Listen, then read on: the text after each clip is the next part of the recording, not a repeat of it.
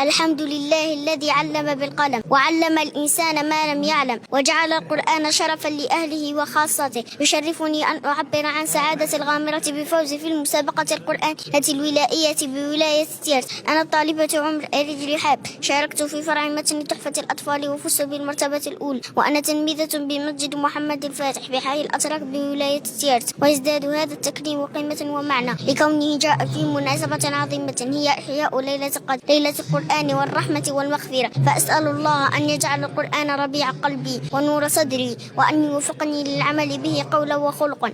أتوجه بجزيل الشكر والتقدير إلى أساتذتي ومعلماتي وإلى أعضاء لجنة مسجد محمد الفاتح على رعايتهم لنا وتوجيههم الدائم، كما أشكر والدي العزيزين على دعمهما وصبرهما، فهما بعد الله سبب النجاح. كما أتوجه بجزيل الشكر والتقدير إلى أساتذتي ومعلماتي وإلى أعضاء لجنة مسجد محمد الفاتح على رعايتهم لنا وتوجيههم الدائم، كما أشكر والدي العزيزين على دعمهما وصبرهما، فهما بعد الله سبب النجاح. كما أرجو من السلطات المختصة ومديرية الشؤون الدينية والأوقاف الالتفات إلى مشروع مسجد محمد الفاتح والعمل على إكمال بنائه ليبقى صرحا قرآنيا يخدم أبناء المنطقة ويحتضن حفظة كتاب الله.